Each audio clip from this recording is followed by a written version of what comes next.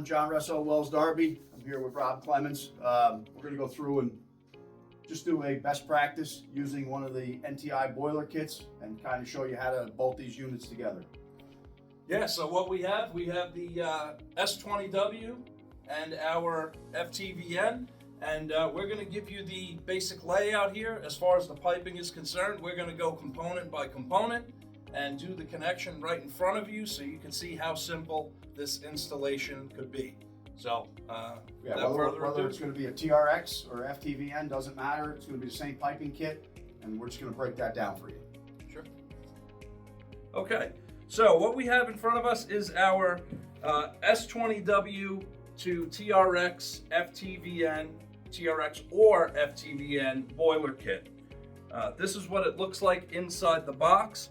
John and I have separated everything out into the 3 separate groups that we're going to be piping together. So first we have over here on our on this side here we have our near boiler supply and return group.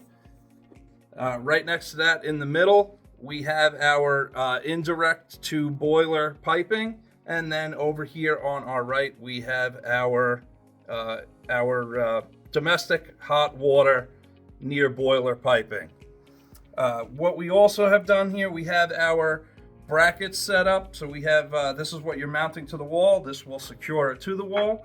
You can see our 2 instruction kits as well. We've laid this all out so that it's going to be super easy to do our installation. Okay, so we've talked about the boilers and what we have here, S20 and FTVN. We're on floor mount stands here, and we put them up in the air just to make it a little easier for Tim, who's doing our great camera work, to make it a little easier for him.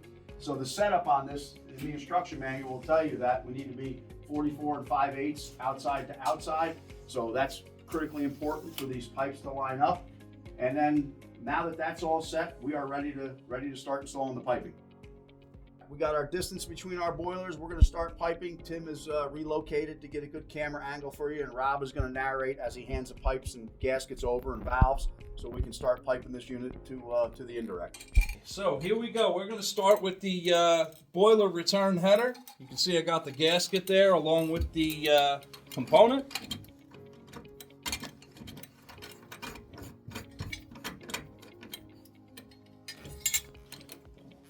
Here's the other side. This is the other end of that return header.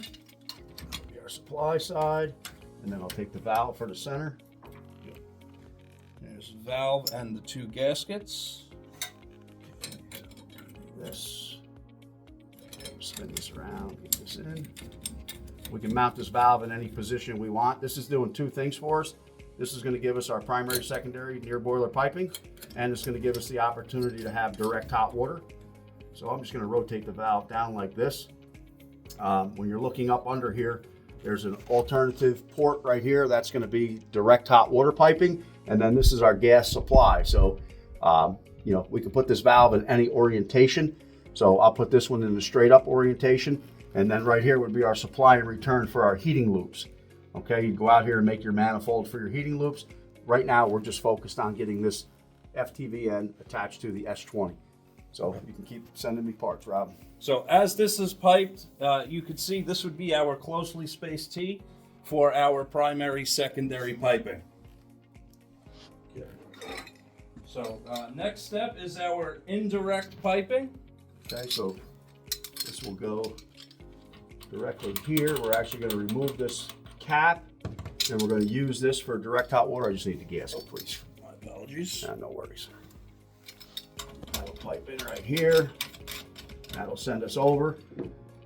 All right, and then let me just have the return pipe. Yeah, that one right there with the gasket. So here's your return pipe. Got a pair of gaskets as well. So basically what we're doing here is this is just going to get us ready to send this over to our indirect. And as far as the boiler side right now, that's kind of all we're going to do on the boiler side for piping, and then we're going to go over here. We're going to start adding some valves and this. So our primary and secondary is done. If you would need to adjust the flow rate across the boiler, that's why this valve is here. You have the opportunity. Normally, if you read a bunch of manuals, this will normally be within 4-ish pipe diameters of each other for primary, secondary. We give you the opportunity in here to take and adjust it as needed with this valve. So I'm just going to slide over. That's our supply. You're giving me the supply right now. Supply offset. That's going to be the offset. So this is our boiler supply going to the supply inlet of the indirect. Okay. All right, now let's start working on the S20 side of the piping. All right, so this is the boiler supply. Okay, this is how we are going to connect our boiler to our indirect. There's a nice offset there that will get us so that our pipes will be exactly straight. That next one. All right. Further connecting our boiler piping, we have the L-shaped piece that comes down off of the indirect, heading over to the boiler. Valve, 2 gaskets. In between those, you will have the valve and 2 gaskets.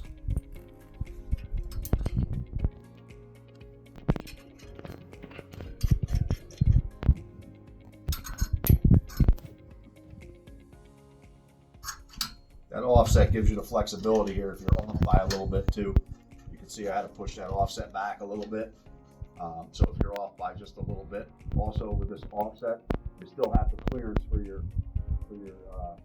piping for your boiler. So your supply side will go out to the left here.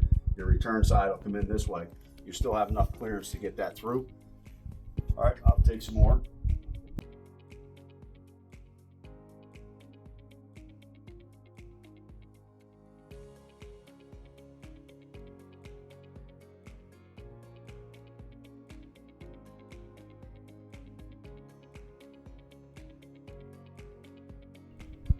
And everything right now is just hand tight, and we'll go back and tighten that up. Here's the last piece that we can that we use to connect our boiler and our indirect.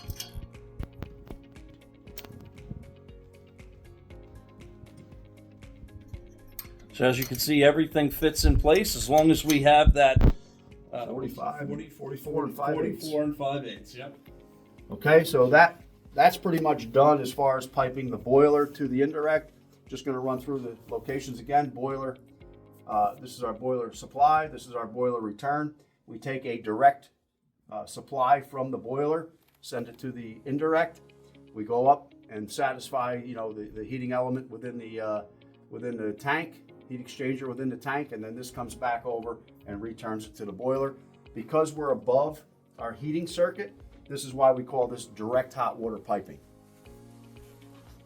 That's it from the heating side. Let's attack the domestic side. Yes. Okay, so on our domestic side, we're going to start off with our valve and gasket. So here we're working on, we're just going to pipe in the hot side. We can give you a valve that goes directly on there like that. And then I'll take that piece with the gasket route. This right here gives you an option. So depending on which way you're mounting it, we highly recommend the mixed valve, which is going to be installed on this one. I'll take the valve for the cold water side. You have the valve for the cold water side first. Valve. That little gasket. Yep. No, little guy. Oh yeah, that's Guy for here. So that's our cold water inlet. just like we're on a job site. A little bit of confusion. All right, that's going to go there, and then I'll take that with the let me have the Takeo gasket and one of those. Gasket. Yep. And I'll this. take one of those. Yep. And one of these guys. Yep. So this is going to go here. This is going to go directly to our cold side, like that. This right here will be in our hot water domestic side. Put that back upside down. It's going to go that way with the screen. Okay, that's going to go there. And then this is going to go right here.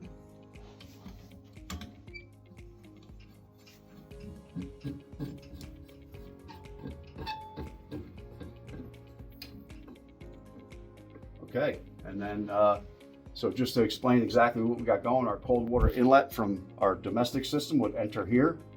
If we need some cold water to mix with our mix valve, this is the C side of the valve, so that's the cold side. We're then going to go in and feed the indirect. We have our boiler heating up the indirect. The hot water will come out of here, take the hot water, mix it with the cold, and we'll deliver whatever target temperature you're looking to deliver. This is a Takeo mix valve. We just so happen to be the Takeo guys. So this is where you would make your adjustment on your mix valve to set your target temperature. And that pretty much is what it takes to use this S20 near boiler piping kit to tie either a FTVN or a TRX to an S20. This S20 will perform at levels of equal to like a 45-gallon indirect. We can get upwards of 340 gallons of hot water first hour rating out of this small tank. So floor stands could be a TRX, doesn't matter. Heating return is here, heating supply is here, tridecator will go here, your gas line is here. And if you had a recirc system for your potable water, your domestic side, it would go here. And then your aquastat, which comes with the unit, tucks up into here, and you clip it in there. So this is what it looks like. We appreciate everybody taking the time to watch, and look forward to seeing you again at our training or watching a video. Another neat feature, if you've never done an NTI before, we give you basically a step-by-step setup guide for the control. Another nice thing is once you're in front of an NTI boiler, all the controls pretty much are the same on the FTVNs and the TRXs. So we give you a step-by-step setup, so that helps. And then if you really want to know exactly what's going on with the boiler, this does have built-in Wi-Fi, as you can see. All of our boilers have that now, and you could be part of the NTI Net Pro system. And this will tell you if the boiler is experiencing a problem. And if you have this hooked up and you call NTI, they're going to be able to look at the boiler that you're currently working on. This will also send you out an email if it's due to be serviced. So you don't have to sit there and have people in your office reaching out to the homeowner to try to set up a service. The boiler will tell you when it's ready to be serviced. So thank you for your time. Appreciate it. Visit us at wellsdarby.com. Have a good day.